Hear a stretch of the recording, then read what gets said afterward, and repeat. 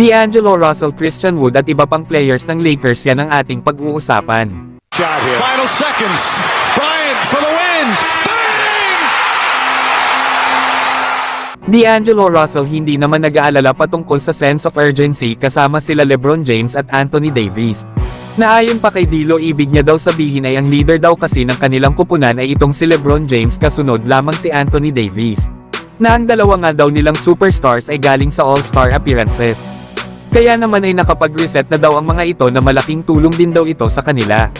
Kaya naman ay madali na lang daw kana D'Angelo Russell at sa iba pa na sumunod kana Davis at LeBron.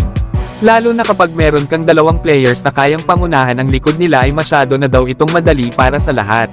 Yan nga mga idol ang mga sinabi ni D'Angelo Russell. Ito ay matapos siyang ma-interview sa kanilang naging practice.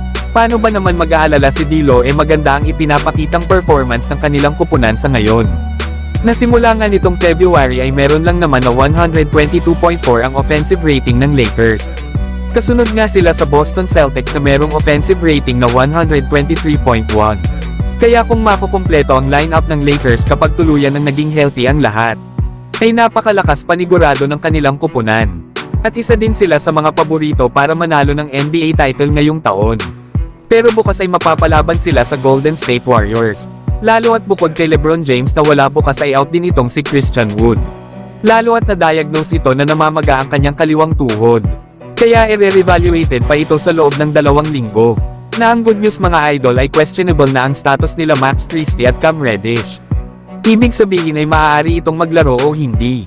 Nakadepende na nga lang ito sa pre-game workout na gagawin nila bukas kung papayagan na ba sila ng Lakers na maglaro. Lalo at kasama na nga rin sila ng kanilang kupunan na bumiyahe papuntang San Francisco Bay Area. Samantalang sa naging practice nga pala ng Lakers ay wala itong si LeBron James at Coach Darvin Ham.